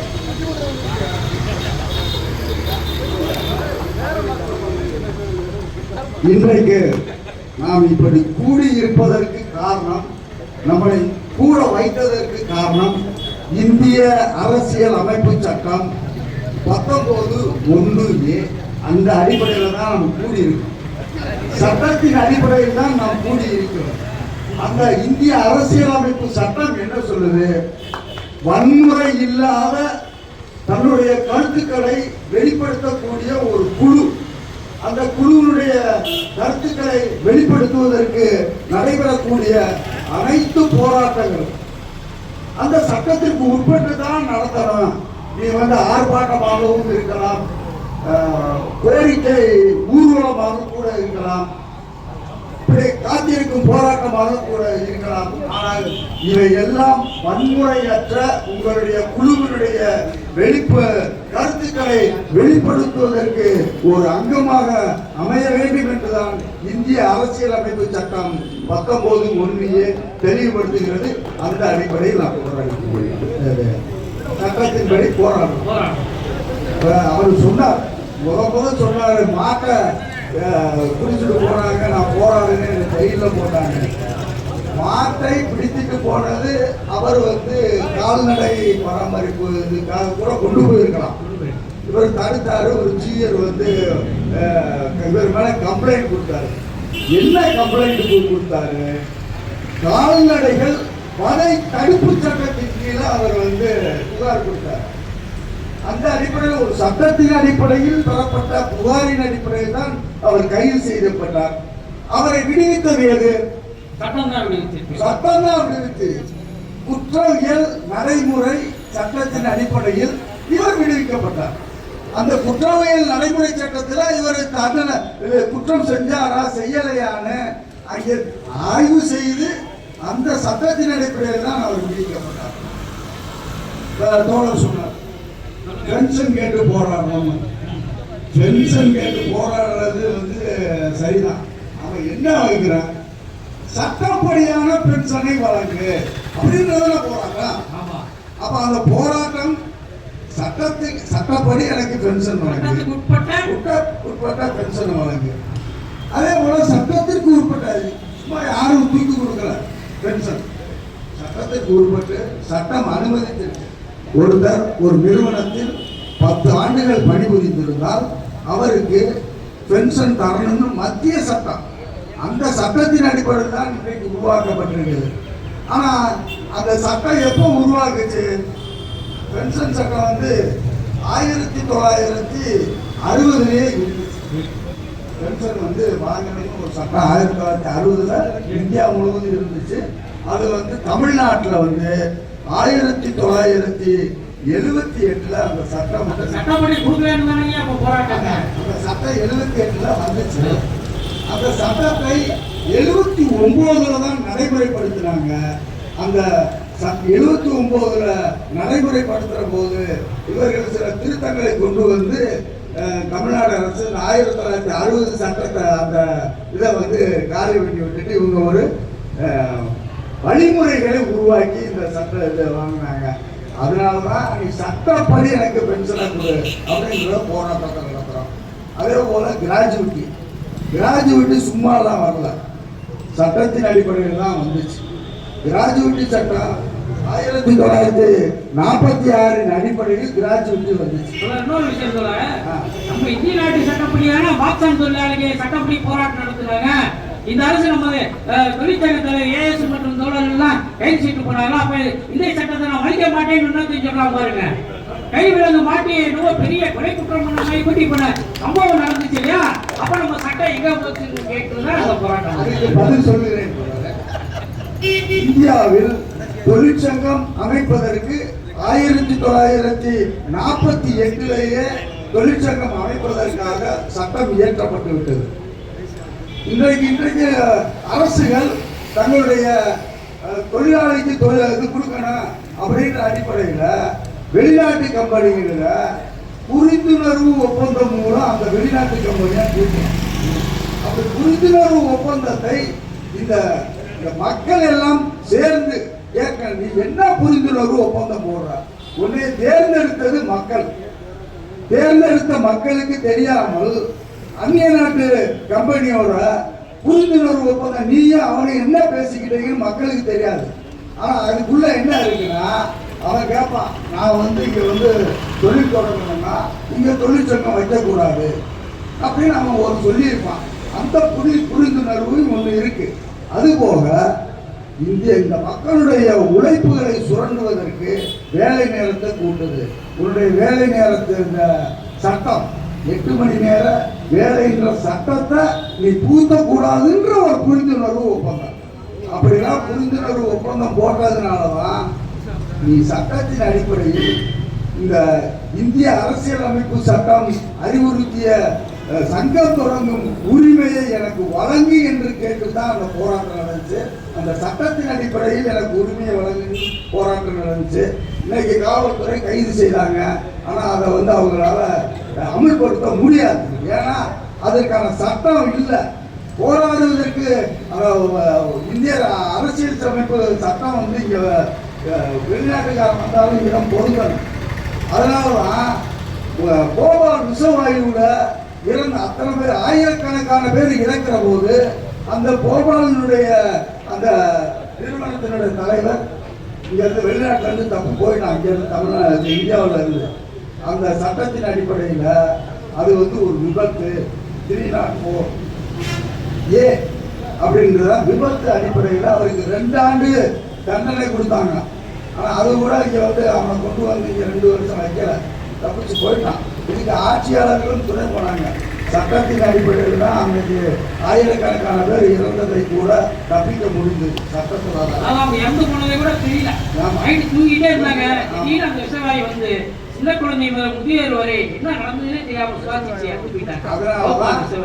அரசு கைது பண்ண முடியாம போராட்டத்தை கலைப்பதற்காக எடுக்கப்பட்ட ஆயுதம் தான் கைது. ஆனால் திரும்பவும் சட்டத்தின் அடிப்படையில் அந்த சங்கம் பதிவு செய்யப்பட்டிருக்கு. நாம் கேட்க போராட்டம் அனைத்துமே சட்டத்தின் அடிப்படையில் இந்த தொழிலாளர்களுக்கு வழங்கப்பட்ட உரிமையை கேட்டுத்தான் போராட்டம். அதனால சட்டத்தின் அடிப்படையில் தான் போராட்டம் நடைகிறது. எனவே சட்டத்தை அமுல்படுத்த கோரிதான் இத்தனையும் நடைபெறுகிறது என்பதை கூறி, சட்டமே தொழிலாளிகளுடைய உரிமையை பாதுகாக்கும் என்று நடுவர் தன்னுடைய தீர்ப்பில் வழங்க வேண்டும் என்று கேட்டு நிறைவு செய்யும். நடுவர் ஒரு சார்பு தனியாக போறது மாதிரி தெரியுது. ஏன்னா எல்லாம் எங்களுக்கெல்லாம் 5 நிமிஷத்துல கொடுக்கப்பட்டு அவருக்கு மட்டும் எதிரணிக்கு டயத்தை சேர்த்து கொடுக்கறத நாங்க வன்மையா கண்டிக்கிறோம். அவர் நிறைவு பேச்சாளர் என்பதால் அவருக்கு ஒரு 2 நிமிடம் சேர்த்து தரப்பட்டது. அதே போல இங்கே பேச இருக்கின்ற இந்த அணியில் பேச இருக்கின்ற அவருக்கும் 2 நிமிடம் சேர்த்து தரப்படும் என்பதை தெரிவித்துக் கொள்கிறோம். அதான் அடிக்கடிக்கா சொன்னார். அதே சாம்சங்க சொல்லிக்கா பாருங்க, 38 நாள் போராட்டம் நடைபெற்றுச்சு, பயங்கரமான போராட்டம். ஆனால் இறுதியாக வென்று அந்த சட்டத்தை பயன்படுத்திதான் அந்த சங்கம் வைக்க போர்டு வைக்கக்கூடிய உரிமையை இந்த சட்டத்தின் படிதாங்க பெற்றுச்சு அப்படின்னு சொல்லி அழகா சொல்லியிருக்கிறாரு. இப்படி பல்வேறு விஷயங்களை சொல்லியிருக்காரு. அதான் அழகா நம்ம புதுசா கூட சொல்லியிருப்பாங்க பாருங்களேன். முன்னால் முடியும் தோரா, நீ நதி போல ஓடிக்கொண்டீரு, எந்த வேர்வைக்கும் வெற்றிகள் வேர்வைக்குமே, உன்னை உள்ளத்தில் ஊர் வைக்குமே. ஹே தோலா, முன்னால் வாடா, உன்னால் முடியும் அன்பு தலைவா அப்படி சொல்லி உன்னால முடியும் சட்ட ரீதியாக அழைத்து தர முடியும் என்று அழகாக சொல்லி இருக்கின்றார். இதற்கெல்லாம் பதில் சொல்லும் விதமாக இல்லைங்க போராட்டம் தாங்க அப்படி சொல்லி நமது பாலராஜ் தோழர் அவர்கள் இப்போது போராட்டமே என்று பதில் கூற வருகின்றார். நிறைவு பெற்றார். அனைவருக்கும் வணக்கம். நடுவரை பார்த்தா ராமநாயகன் சந்தேகமா இருக்கு. ஏன்னா அவர் சொன்ன பாட்டை பூரா பார்த்தீங்கன்னா எம்ஜிஆர் படத்து பாட்டா சொல்லிட்டு வராங்க. சூடாக இருக்கீங்க. ஏன்னா நாங்கள் இருக்க அது கூட செங்கோடிக்காரங்க. உதாரணத்துக்கு பட்டுக்கோட்டை பாட்டு இருக்கு, கண்ணதாசன் பாட்டு இருக்கு, வாலி பாட்டு இருக்கு. எம்ஜிஆர் படத்து பாட்டா சொல்லி நீங்க ஏதோ மயக்க பாக்குறீங்கன்னு எனக்கு தெரியுது. மாற்றான் தோட்டத்து மல்லிகை மணக்கிட்டு எந்த கவி என்ன சொன்னா நல்ல கருத்தாதான் அதை சொல்லுவோமே என்றுதான் நம்ம சொல்லியிருக்கோம். அதே அண்ணாதான் சொல்லியிருக்காரு, சட்டம் ஒரு இருட்டறைன்னு. அதையும் ஏத்துக்கங்க. சட்டம் ஒரு இருட்டறைன்னு சொல்றவரு அண்ணா சொல்லலாம். இப்ப சட்டம்னா என்னன்னு நான் புரிஞ்சுக்கிட்டதை சொல்றேன். ஜெயலலிதா ஊழல் வழக்கு பெங்களூர்ல சிறப்பு நீதிமன்றத்தில் நடந்துச்சு. குமாரசாமி நீதிபதி இந்த அம்மா ஊழல் பண்ணிருக்கு, ஆனா ஊழல் பண்ணல, விடுதலை பண்ணிடுறேன்னு சொல்லிட்டார். அதே தீர்ப்பு அதே வழக்க குட்காவா அவர் நீதிபதி விசாரிச்சார். அவர் என்ன சொல்ற, இந்த அம்மா ஊழல் பண்ணிருக்கு, இவருக்கு சிறை தண்டனைன்னு சொல்றாரு. இதுல சட்ட இறுதியா சட்ட தலைவர் அவருக்கு வேலைக்கு வந்ததுல இருந்து இன்னைக்கு வரைக்கும் என்கொயரி, விசாரணை, சட்ட, போக்குவரத்து விதிப்பு எல்லாத்தையும் நடந்து போச்சு. ரிட்டர்ட் ஆயிட்டா. இந்த வெளியிட்ட சட்டத்தை வச்சு நம்ம ஜெயிக்க முடியாதுன்னு சொல்லிட்டோம். வேற தலைவர் இதுதான் சட்டத்தினுடைய இந்தியாவுடைய நிலைமை. சட்டம் தான் பெருசுனா எதுக்கு இத்தனை தொழிற்சங்க போர்டு? இங்க போர்டுக்கு பதிலாக வக்கீல் பேர் இருக்கலாம். கந்தசாமி எம்ஏபிஎல், ராமசாமி பிஏபிஎல் அப்படின்னு வழக்கு போட்டு தொழிலாளி கூட நம்ம நீங்க சட்டோட தேவையில்லை, போராட்டம் தேவையில்லை, வக்கீல் மூலியமா கோர்ட்ல சிலையை வாங்கிக்க முடியுமா? முடிஞ்சுனாக்கா எங்க வக்கீல் போர்டு இருக்கு. போராட்டம் தான் நமக்கு உதவி செய்யும், அதுதான் உரிமையை கொடுக்கும் என்பதால் தான் தொழிற்சங்கங்கள் இன்றைக்கு அந்த பிரச்சனையை கையில் எடுத்து போராடி கொண்டிருக்கிறது. அதுக்கு ஒரு உதாரணமா உங்களுக்கு நான் சொல்றேன். ஒரு உதயநிதி ஸ்டாலின் ஒரு படத்துல நடிச்சிருப்பாருங்க. அது உதயநிதி திமுக நான் ஒரு கதை சொல்றேன். அது எந்த படம்னு நடுவர் சொல்லட்டேன். அந்த படத்துல பிளாட்ஃபார்ம்ல படுத்துட்டு இருப்பாங்க ஏழை எளிய மக்கள். ஒரு பணக்காரன் வண்டி ஓட்டி போய் போதையில அதுல 2 பேர்த்த கொண்டுருவேன், 2 பேர்த்த கால் ஒடிச்சு விட்டு போயிடுவான். நீதிமன்றத்துக்கு வழக்கு போகாது. காசு இருக்க பணம் திமிரு கோடீஸ்வரன். அந்த வழக்குல அவனை விடுவி சொல்றாங்க. இவர் ஒரு கொத்த வைக்கல். யாரு? உதயநிதி ஸ்டாலின். எந்த கேஸுமே கிடைக்காது. இவர் போய் நின்று சட்டப்படி அவருக்கு குற்றம் செய்யவில்லை என்று விடுதலை செய்யப்பட்டவரை இவர் வாதாடி ஆதாரப்பூர்வமா சொல்லி போராட்டம் நடத்தி வெளிய மக்களை திரட்டி அதனுடைய விளைவாக அவனுக்கு தண்டனை வாங்கி கொடுப்பார். அதே சட்டம் தானே வளையுது போராட்டம் நடத்தணும்னா. இப்ப சட்டம் பெருசா போராட்டம் பெருசா நீங்க சொல்லணும். இன்னொரு உதாரணத்தையும் சொல்றேன். எங்க ஊர்ல ஒரு சாதாரண ஒரு அப்ராணி ஆடு ஒரு 3 ஏக்கர் நிலத்தை ஒரு வசதியான போலீஸ்காரனுக்கு ஒத்திக்கி விட்டார். 3 வருஷம் ஒத்திக்கி திரும்ப போய் திருப்பும் போது தர முடியாது தெரிஞ்ச பாருங்க. அது வலுவான ஆளு அள்ளி உள்ள ஆளு எல்லாம் வலுவா இருப்பாங்க. அவர் நம்ம கட்சிக்கு வர சிபிஎம் கட்சியில வந்து இப்படிலாம் வந்து பண்றாங்க. அது கொடுத்த பணத்தை திருப்பி கொடுத்தா கொடுக்கணும் ஒப்பந்தப்படி தரமாட்டேன்றேன் அப்படின்னு தகராறு பண்ணி கோர்ட்டுக்கு போறாரு. கோர்ட்லயும் ஜெயிச்சார். கோர்ட்ல ஜெயிக்கிறதுக்கு 7 வருஷம் சிவில் கோர்ட். உங்க சட்டத்தினுடைய நிலைமை பாருங்க. ஏன் தோட்டம் ஏன் சொத்து நான் ஒத்தி வாங்கினேன் ரூபாயை கொடுத்துட்டே திருப்பிட்டு தரமாட்டேன்னு சொல்ற நியாயத்தை கேட்கறதுக்கு இந்த குற்றவியல் நீதிமன்றம் இந்த ஜுடிஷியல் டிபார்ட்மெண்ட் 7 வருஷம் கழிச்சு ஒரு தீர்ப்பை கொடுக்குது. ஆமா வீணாதான் காசை வாங்கி நீ காலி பண்ணுங்க. காலி பண்ண முடியாதுங்க. ஒரு போலீஸ் வச்சு காலி பண்ணு போலீஸ்கிட்ட போனா அவனுக்கு பல லட்சங்களை கொடுத்து ஆஃப் பண்றேன். டிஎஸ்பி எஸ்பி எல்லாம் கொடுத்தாங்க. அந்த வேலை இருக்கு இந்த வேலை இருக்கு வேலைக்கு வர முடியாது. ஊர்ல நீ மட்டுமா இருக்க நீ மட்டுமா தீர்ப்பு வாங்கி வச்சிருக்க போய் அப்புறம் பார்க்கலாம் அப்படின்னு விரட்டேன். வேற வழி இல்லாமல் நம்ம ஒரு 200 பேரை திரட்டி அந்த நிலத்துல போய் நிலத்து சொந்தக்காரன உரிய பார்த்துக்கலாம் ஒரு போராட்டத்தை நடத்ததன் விளைவாக அந்த நிலம் இவருக்கு கையகப்படுத்தப்பட்டது. சட்டத்தை நிறைவேற்றியது போராட்டம் தான். இன்னைக்கு நீங்க வந்து பென்ஷன் மக்களா இருக்கியா என்ன கோரிக்கை ரிட்டையர்ட் ஆனா என்ன தரணும்? 1 மாசத்துக்குள்ள பென்ஷன் நம்ம ரிட்டையர்மெண்ட் பென்ஷன் கொடுக்கணுமா இல்லையா? கொடுக்குறாங்களா? சட்டம் தானே. சட்டத்தை ஒரு அரசாங்க நிறுவனமே மதிக்க மாட்டேங்குது. அந்த சட்டத்தை வச்சு நாடு அளிக்கிறதா நாங்க எங்களுக்கு வரவேண்டிய பணத்தை கொடுக்கணும் இல்லையா? கொடுத்தா தானே நாங்க அந்த சட்டத்தை மதிக்க முடியல. இப்படி இந்த சட்டம் என்று ஒன்றை வைத்துக் கொண்டு அதை அரசாங்கமும் அரசு துறையே மீறும் போது எங்களுக்கு வேற வழி இல்லை. போராட்டம் நடத்த வேண்டியா இருக்கு. அவர் என்ன சொல்றாரு? நீங்க போராட்டம் நடத்ததா இருந்தாலும் நீங்க சட்டப்படியான போராட்டத்தை சட்டப்படியான போராட்டம் அல்ல. இந்த உரிமை கிடைக்காவிட்டால் இந்த டெப்போக்குள்ள தலைமையகத்துக்குள்ள புகுந்து எங்கள் உரிமையை பெறுவதற்கு இருக்கு அப்படிப்பட்ட போராட்டத்தை போக்குவரத்து முதலாளி கடந்த காலத்தில் நடத்தி இருக்கிறார். சுபேஷ் என்ன மெம்மோ ஃபைன் என்ன நினைச்சா 304 பேரை திரட்டி ஹெட் ஆபீஸ்ல போய் ஜிஎம் ரூம்ல போய் பிரஸ் எல்லாத்தையும் மீடியாக்களை உள்ள விட்டு எழுதான்னு சொல்லி தகராறு பண்ணதுக்கு அப்புறம் தான் அதெல்லாம் தடுத்து நிறுத்தப்பட்டது. ஏன்னா இதெல்லாம் வந்து சட்டம் வந்து என்ன உங்களுக்கு சும்மா நம்ம ஏமாற்றுவதற்கான முதலாளித்துவ அமைப்பிற்கான ஏற்பாடு. நீயும் நானும் போய் ஒருத்தர் அடித்தா போலீஸுக்கு அடுத்த கூட்டு உள்ள வச்சு நான் பெயில் செக்ஷன் போடுறாங்க. இதே ஊர்ல பெரிய பணக்காரை ஒருத்தர் போடுறாங்க, ஒருத்தர் ஆளை வச்சு அடிக்கிறான்னு வை, அடிச்சவனு உள்ள போக மாட்டேன் இனிமேலும் கேஸ்ல வராது. ஏன்னா காசு பணம். அந்த சட்டம் முக்கியமா சாதாரண மனிதன் உரிமை முக்கியமா?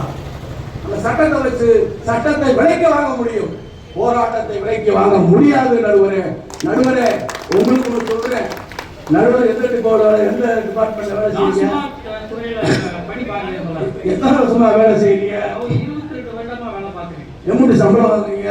சம்பளம் எங்களுக்கு 1000 ரூபாய் தூக்கி நீங்க வந்து ஒரு 14,500 வரும் தலைவர். பாத்துங்க, இத்தனை வருஷமா வேலை பார்த்து அவருக்கு 14,000 ரூபாய் அரசு துறையினுடைய ஒரு டிபார்ட்மெண்ட்ல வேலை செய்யறதுக்கு சம்பளம். சட்டம் என்ன சொல்லுது? ஐந்து பேசுங்க.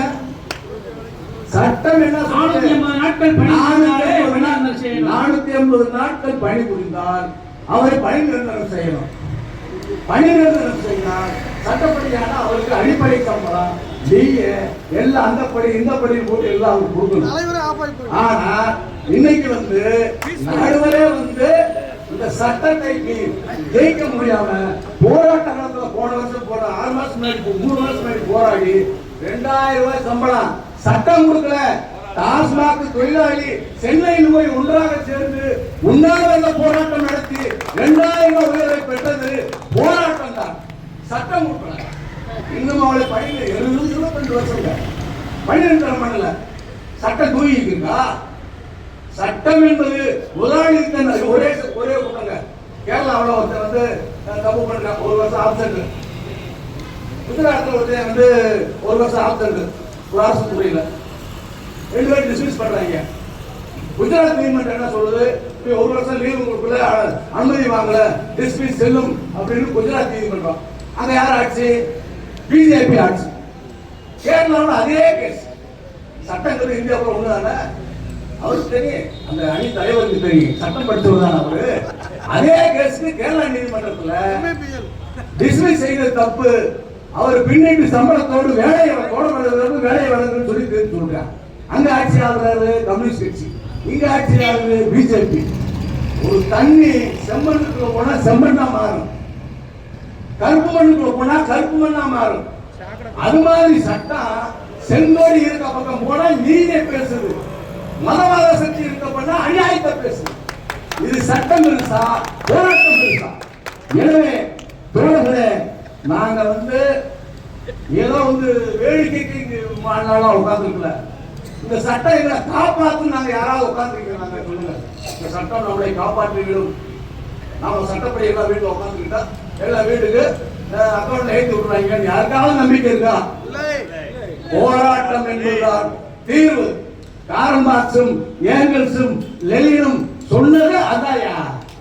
உலகத்தை ஒரு மாற்றம் கொண்டு வர வேண்டும் என்றால் ஒரு வர்க்க போராட்டம் நடத்தாமல், வர்க்க புரட்சி நடத்தாமல் எந்த பலனும் யாருக்கும் கிடைக்காது என்பது இது உலக நீதி. முதலாளித்துவம் இத்தனை 1000 ஆண்டு வருஷமா வாழ்ந்துகிட்டு இருக்கான். முதலாளித்துவம் ஜெயிச்சிருந்தா ஏழை பழமையாக சுருக்கமா சொல்ல வர்றேன். அதனால நடுவர் கொஞ்சம் நீதியா இருக்குங்க. உங்களுக்கு உங்க சம்பளம் வேணும்னா, உங்க போராட்டத்துக்கு நாங்களா வரணும்னா நியாயத்தை பேசுங்க. அதே மாதிரி நீங்களும் நாங்கள் தொழிற்சங்கத்தில் நீடிக்கணும்னா போராட்டம் தான் பேசுன்னு சொல்லுங்க. இல்லாட்டி வேற மாதிரி போக்குமாக்க ஆகி போகும் சொல்லி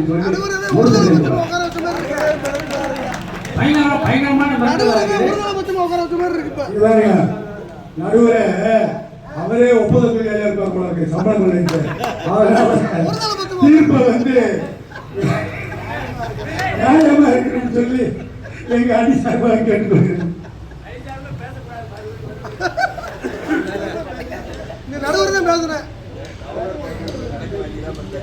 இரண்டு அணி சார்பிலும் சட்ட போராட்டத்தின் சட்டத்தின் மூலமாகவே அனைத்து உரிமைகளை பெற முடியும் என்று இந்த சைடு 3 பேர் சொல்லியிருக்காங்க.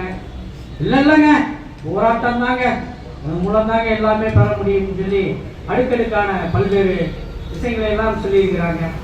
இது பல்வேறு விஷயங்கள். இன்னைக்கு ஒப்பந்த இருக்கோம், இல்லை வேலைக்கு சேர்ந்துருக்கோம், எப்படியா இருந்தாலும் அது அவன் ஜெயலலிதாக்கும் அதிகாரி மாறிட்டே இருப்பான். சட்டம் என்பது ஒன்று தானே, சட்டம் எல்லாத்துக்கும் ஒன்று தான். அப்போ அந்த சட்டத்தின் மூலமாக நாம் போராடிக்கிட்டே இருப்போம். கொஞ்சம் காலதாமம் ஆகலாம். அதே சொன்ன மாதிரி சொன்னாங்களே பாடி கிளீனர், எங்கள் டிபார்ட்மெண்ட்டில் கூட ஒருத்தர் பாடி கிளீனர் எங்களுக்கு வேலைக்கு செஞ்சுருந்தாரு. திருப்பி அவர் பாடி கிளீனர் மூலமாக நம்ம 5,000 வெற்றி பெற்ற பிறகு எனக்கு பணி கிடைக்குமா அப்படின்னு சொல்லி திருப்பி கூட கேட்டால் நான் கூட அதை பேசுகிறேன். இப்போ சட்ட ரீதியாக அந்த கடைநிலை தொழிலாளர் இருக்கிறவங்களுக்கு கிடைச்சிருக்கு. ஸோ நம்ம அந்த ஆட்டோ சங்க தலைவராக செயலாளராக முருகேசன் சொல்ல அந்த சட்ட தீர்ப்பின் வழியாக தான் போயிருக்கிறாங்க. இப்படி பல்வேறு விஷயங்கள் நல்ல விஷயங்கள் சட்ட ரீதியாக நடக்குது. ஒரு வரதட்சணை குடும்பம் வீட்டில் பண்ணிக்கிட்டே இருக்கான். ஒரு கட்டத்துக்கு மேலே என்ன ஆகும், அந்த கல்யாணம் முடித்த பெண் தன் தந்தையிடம் சொல்லும் போது அவரும் பொறுத்து பார்ப்பாரு. பொறுக்கவே முடியலன்னு சொன்னா அப்போ போய் சட்டத்தின் மூலமாக தீர்வு காண முடியும். அப்போ வரதட்சணை கொடுமை உண்மையான காரணங்களை சொல்லி அங்கே தீர்ப்பு வாங்கப்படுகிறது. அதே போல பாருங்க, இன்னைக்கு சிறுமிகளுக்கு எல்லாம் பாலியல் தொல்லை நடக்கப்படுகிறது. சிறுமிக்கு என்ன தெரியும் சொல்ல முடியாது. அப்ப அதை கண்டுபிடித்து சொல்லும் பொழுது அங்கே போக்சோ சட்டத்தின் மூலமாக அந்த தீர்ப்பெல்லாம் வாங்கப்படுகிறது. இன்னைக்கெல்லாம் போக்சோ சட்டம் போல ஒரு மரண தீர்ப்பெல்லாம் இருக்கனால தாங்க குற்றம் குறைஞ்சிருக்குன்னா நியாயம் தானே. இல்லைன்னா எங்க பார்த்தாலும் கொலை வெட்டு குட்டுவா நடக்குது. நம்மளால மரண தண்டனை கொடுக்கல, ஒரு கற்பழிப்பு பண்ணோம்னா நமக்கு எதுவும் கிடைக்கல அப்படின்னு சொன்னா, இவ்வளவு போக்சோ சட்டத்தெல்லாம் கிடைக்கலன்னு சொன்னா எவ்வளவு பெரிய இஷ்டத்துக்கு பண்ணிக்கிட்டே இருப்பாங்கல்ல. அப்போ சட்டம் என்பது அங்கே கட்டுப்படுத்துறது இல்லை. இன்னைக்கு முதலாளி வர்க்கம் பல்வேறு விஷயங்களை பண்ணுது. தொழிலாளி வர்க்கம் போராடி பல சட்டத்திட்டங்களை சட்டத்தின் மூலமாக தான் நிர்ணயித்திருக்கு. இதன் நேரம் வேலை பார்க்கணும் சொல்லி 12 மணி நேரம் இப்போ கூட கடந்த 6 மாதங்களுக்கு முன்பாக 6 வருஷம் 12 மணி நேரம் வாக்குறுதி சொல்லப்படுது. ஏஎஸ் தோழர் அங்க போராடி சட்டம் வாங்கியிருக்கேன், சட்ட தீர்ப்பு இருக்கியா, நீ எப்படி 8 மணி நேரத்துக்கு மேல 12 மணி ஆக்கலாம் சொல்லி கடுமையாக போராடி அந்த சட்ட தீர்ப்பை முன்வைத்து தானே அங்க போராடப்பட்டதுன்னு சொல்லி இவங்க சொல்லியிருக்காங்க. இல்லைங்க ஏங்க நான் பாருங்க கீழ்வண்டி மண்ணுல 44 உயிர் செத்து போச்சு. என்ன கேட்டாங்க? அரைப்படி நெல்லு கொஞ்சம் சேர்த்து கொடுங்க அப்படின்னு கேட்டான். அரைப்படி உழைச்சி ஒழிப்புக்கு நெல்லு கேட்டது குற்றமான பசி நியாயமாக தான் கேட்டிருக்கான். கொடுப்பாங்க அப்பெல்லாம் சட்டத்துக்கு தான் போகல பார்த்து கொடுங்க கேட்டா கொடுக்க முடியாது அப்படின்னு சொல்லி இரவோடு இரவாக கூலிப்படைகளை வைத்து அந்த 44 தொழிலாளர்களை எழுப்பி விட்டார்கள். அப்ப நீதிமன்ற தீர்ப்புல வரும்போது அப்ப நடந்த இடையேன் என்ன சொன்னாங்க? அவர் வந்து பணக்காரர், கார் வச்சிருக்காரு, நிலம் வச்சிருக்காரு, பெரிய பிறப்பு நாயுடு அவரு போய் வந்து இந்த கூலி தொழிலாளிய போய் கொள்ளுவாரா அப்படின்னு சொல்லி விடுதலை பண்ணி விட்டான். நியாயமாக நியாயத்தை பிரித்து பார்க்கல அப்படின்னு சொல்லி அவங்க நியாயம் பெற்றுல அப்படின்னு நியாயத்தை சொல்றாங்க. அதே போல பாருங்க ராமர் கோயில், ராமர் இங்க வந்து எல்லாமே சேர்ந்து வர நாடு தானே இது. எங்க கோயில் சொல்லி இடிச்சு விட்டான். கோயிலவே இடிச்சு போட்டது இல்லாம ஒவ்வொருத்தரும் ஒரு மத நம்பிக்கை இருக்கும்ல. ஒருத்தர் ஜெயகம் சாப்பிடுவான், ஒருத்தர் அசைவம் சாப்பிடுவான், ஒருத்தர் சிவனை கும்பிடுவாரு, ஒருத்தர் கர்த்தரை கும்பிடுவாரு, ஒருத்தர் அல்லாவை கும்பிடுவாரு, ஒருத்தர் புத்தரை கும்பிடுவாரு. இப்படி பல்ல ஒருத்தர் மனதார கும்பிடுவாரு செய்ய வேண்டிய கடைபிடிச்சு. இப்படி ஒவ்வொருத்தரும் மனம் சார்ந்த விஷயத்தை அங்கே அடித்து நொறுக்கம் போடும்போது அந்த சட்டத்திட்டத்தை எல்லாம் உட்படுத்தக்கூடாது சட்டம் இருக்குல்ல. மத வழிபாட்டு புத்தகத்தை இடிக்கக்கூடாது சட்டம் இருக்குல்ல. அதை இடிக்க சட்டத்தை மீறி அப்ப அந்த போராட்டத்தின் மூலமாக பொதுநல அமைப்புகள் மூலமாக ஒரு மிகப்பெரிய போராட்டத்தை இன்னைக்கு வரைக்கும் வெளிச்சத்துக்கு கொண்டாந்துகிட்டே இருக்காங்க. அதனால தானே இன்னைக்கு அதே ராமஜெயம் பிறந்த ஊர்லயே தோத்து போனாங்கல்ல. அப்ப நான் நல்லா முடிச்சு போராடிக்கிட்டே இருக்கனால தானுங்க அப்படின்னு சொல்லி அதை சொல்றாங்க. அதான் அழகா சொல்லி போராட்டங்கள் காந்தி தேசமே காவல் இல்லையா, நீதிமன்றமே நியாயம் இல்லையா, பதவி சிறகலி பாரத மாதா பரிதபிக்கிறார், சுதந்திர தேவி சுயநல புலிகளின் துணிது வைக்கிறார் தாயை மீட்டவா தர்மம் காக்கவா, தாயை மீட்டவா தர்மம் காக்கவா. பாரதிய கதறிட்டு இருக்க பாரதிய கொடுமையான விஷயங்கள். பாரதிய யாரு? நம்ம எல்லாம் சேர்ந்துதான் பாரதிய.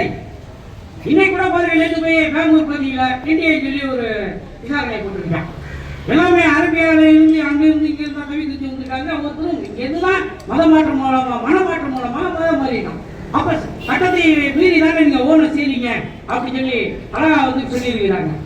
இப்படி ஒவ்வொரு விஷயங்களும் சட்டத்தை மீறி இருக்க அழகா சொன்னாரு. பட்டுக்கோட்டை சொல்லியிருக்காரு, சிந்தித்து பார்த்து செய்கை மாத்து, தவறு சிறுசாயிருக்கையில் திருத்திக்கோ, சிந்தித்து பார்த்து செய்கை மாத்து, சிறுசாயிருக்கையில் திருத்திக்கோ, தெரிஞ்சு தெரியாம நடந்திருந்தா அதை திரும்பவும் வராம பாத்துக்க, தெரிஞ்சு தெரியாம நடந்திருந்தா அதை திரும்பவும் வராம பாத்துக்க. அடுத்து என்ன சொன்னா? சட்டத்தை நீங்க போட்டுக்கிட்டே இருக்கீங்க அப்படின்னு. திட்டம் போட்டு திருடிற கூட்டம் திருடி கொண்டே இருக்குது, அதை சட்டம் போட்டு தடுக்கிற கூட்டம் தடுத்து கொண்டே இருக்குது. திருடராய் பார்த்து திருந்தாவிட்டால் திருட்டை ஒழிக்க முடியாது, திருடராய் பார்த்து திருந்தாவிட்டால் திருட்டை ஒழிக்க முடியாது அப்படி சொல்லி ஐயா நீ திருந்தலே நோக்கிய போராட்டம் தான் தீர்வு. போராட்டத்தின் மூலமாக இங்க யாராட்டும் செல்லாத நல்லா சொல்லியிருக்காங்க. அதனால சொல்லிக்காம பாருங்க, முரசுகள் முழங்கட்டும், திசை எங்கும் தெரிக்கட்டும், இனி ஒரு சபதமிடு, இருவழி திரைப்பணி சகமதி சுரக்கட்டும், இரவினை விடிய விடு, சக்கீரம் பாடினால் தூங்காது வேங்கைகள், கை கொண்டு மூடினால் நில்லாது கங்கைகள், சிறுத்தைகள் இருவழி சிவந்தன கதவுகள் திருந்தன வழி விடுங்கள், எரிமலை குழும்புகள் உருகுது தெருவினி வருகுது வர விடுங்கள், கண்ணில் தீப்பந்த மேந்தினால் பஞ்சம் ஏன் தோழா, உன் உரிமைகள் கிடைக்காமல் போ ஏன் தோழா, போராட்டம் போராட்டமே நீ பண்ண வேண்டும் என்று சொல்லிட்டான். இன்னைக்கு உலக நாட்டுல பல நாடுகள் சுதந்திரம் பெற்றது சட்ட தீர்ப்புகளால் அல்லங்க. கோடிக்கணக்கான மக்கள் தன்னுடைய உயிர் தியாகத்தாலும் ரத்த சிந்தியும் பல்வேறு விஷயங்களுக்காகவும் போராடிதான் இந்த சுதந்திரத்தை நாம் பெற்றிருக்கோம். அதுல எவ்வளவு பேர் நம்ம இடைசாரி தோழர்கள் அந்த போராட்டத்தில் பங்கேற்றிருக்காங்க. ஒருத்தர் மட்டுமா இருக்காங்க. ஒரு சில பேர் வந்து நாங்க பிரிட்டிஷ்க்கு ஆதரவா இருக்கோம்னு சொல்லி வந்து இன்னைக்கு கூட ஊழல் தளத்தில் வந்து இருக்குது. அன்னைக்கு போராடினார் யாரு? போராடிதான் கிட்டத்தட்ட 30 கோடி பேர் இருந்தான். 30 கோடி பேர் வருமா இருந்தான். இன்னைக்கே பாருங்க, இன்னைக்கு சில பேர் இருக்கான். நம்ம போராட்டம் எவ்வளவு பேர் இருக்கு அந்த மண்டலத்துல. அட என்ன வேணா நடக்கட்டும், நான் சந்தோஷமா இருப்பேன், உசிரனுக்கு வேற வேணும் உல்லாசமா இருப்பேன், எனக்கு ராஜாவானா வாழுறேன், எது இருந்தாலும் நான் ஆளுறேன். எவ்வளவு பேர் இருக்காங்க. 3 பேர் வந்து உயிரை வைத்து ஓய்வு பெற்று முதற்கொண்டு பணியில் இருக்கும் கூட லீவை போட்டு அரசு கூட பண்ணிக்கிறா 5 நாள் வச்சுக்கலாம்னு சொல்லிட்டு உயிரை துணிஞ்சு இருக்கும் போது சில பேர் என்ன வண்டி ஓட்டிக்கிட்டு இருக்குதுங்க. அதுக்கெல்லாம் என்ன சொல்றது? அதெல்லாம் வந்து ஒண்ணுமே சொல்ல முடியாது. அதை பத்தி நம்மளுக்கு கவலை இல்லை. நாம் இருக்கின்றவர்கள் அனைவருக்குமாக இந்த போராட்டத்தின் மூலமாக பெற முடியும். இன்னைக்கு உலகமய பொருளாதார சூழலுக்கேற்ப பல கார்பரேட் நிறுவனங்களுக்கு ஆதரவாக தொழிலாளர்களும் உலகம் முழுக்கும் இருக்கின்ற தொழிலாளர்களும் போராடி பெற்ற பல நலச்சட்டங்கள் எல்லாம் இன்னைக்கு தீர்த்திருக்கான். அது மட்டுமா, உனக்கு வேணா வச்சுக்கையா, மட்டும் துறத்து ஒப்பந்த பணியாளர் வச்சுக்க, இது இல்லாம பகுதி நேர பணியாளர் வச்சுக்க, ஏற்கனவே வழங்கப்பட்ட சலுகையை எல்லாம் மறுத்துக்க. இதெல்லாம் பல லட்சம் தொழிலாளர்கள் வந்து எவ்வளவு பாதிப்பு அடைச்சிருக்காங்க. அப்ப இந்த பல லட்சம் தொழிலாளர்கள் விடுவாங்க. இன்னைக்கு தீமை பணியாளர் எவ்வளவு கார்பரேட் நிறுவனம் எடுத்ததுக்காக ஏற்கனவே 23,000 வாங்கினதை கடைநிலையிலும் கடற்கோடியாக இருக்கக்கூடிய அந்த தூய்மை பணியாளர் போய் நடுநிலையில போய் அடுத்த நாள் சுதந்திரங்க. என்ன கொடுமை பாருங்க, அடுத்த நாள் சுதந்திரமா போராடுறத கூட உடனேயே கைது பண்ணி அடிச்சு இழுத்துட்டு போய், அப்ப அந்த போராட்டம் தான் அங்கே அனைத்து தொழிற்சங்கத்தை சேர்ந்தவர்கள் போய் போராடினாங்க. இன்னைக்கு தமிழ்நாடு முழுவதும் போராடி கொண்டிருக்காங்க தூய்மை பணியாளர்கள். 23,000 கொடுத்ததா, 12,000 கொடுத்தா நான் இப்ப வாழ்றது, எனக்கு எந்த வருமானமே இல்லடா அப்படி சொல்லி போராடிருக்காங்க. அது போலத்தான் இன்றைய சூழலிலே போக்குவரத்து தொழிலாளர்களாக இருக்கட்டும், ஓய்வு பெற்ற தொழிலாளர்களாக இருக்கட்டும், நாங்களும் வாகன பரிசாரம் எடுத்துக்கிட்டே கிட்டத்தட்ட வருஷம் இந்த ஓய்வு பெற்ற தொழிலாளர்களுக்காக பணப்பழங்களை வழங்க வேண்டும் சொல்லி வாகன பிரச்சாரத்தில் தலைவான கலைக்குழுவோடு இருந்து பல்வேறு ஊர்களுக்கு நாங்கள் கொண்டு செல்லும் பொழுது அந்த தொழிலாளர்கள் எல்லாம் அப்படியே வாடி வதங்கி எங்களுக்கு கர்ணம் தப்பனா மரணம், டிரைவர் என்பது சாதாரண கர்ணம் தப்பனா மரணம். அப்பேற்பட்ட தொழிலை நாங்கள் செய்து ஓய்வு பெற்றிருக்கோம். குழந்தைகளுக்கு கல்யாணம் முடிக்கவில்லை, ஒரு நல்ல வீடு கட்டவில்லை, ஒரு வாகனம் வாங்க முடியவில்லை, உடலெல்லாம் வந்து நோயா இருக்கு, மருத்துவ செலவு பண்ண முடியவில்லை. எங்களால் பிடிக்கப்பட்ட பணத்தை கொடுக்க மாட்டீர்களே, நீங்கள் இது போன்ற விஷயங்களை கொண்டு செல்கிறீர்களே, மிக மிக சந்தோஷம் என்று போராட்டங்கள் மூலமாக பெற முடியும் என்று அந்த வயதான உட்காரக்கூட முடியாது, அவ்வளவு நோயிடக்கும் கூட நோயோட வந்து உட்கார்ந்து போராட்டம் சொல்லி பல்வேறு விஷயங்களை பெறுவதற்காக வந்திருக்கிறார்கள். ஆகவே சட்டம் என்னதான் செய்தாலும் போராடினால் ஒவ்வொரு விஷயத்தையும் பெற வேண்டும் என்ற வகையிலே சட்ட போராட்டத்தின் மூலமாக பெறுவது 49 மதிப்பெண்களும், போராட்டத்தின் மூலமாக அனைத்தையும் பெற முடிய வேண்டும் என்ற வகையிலே 51 மதிப்பெண்கள் அளித்து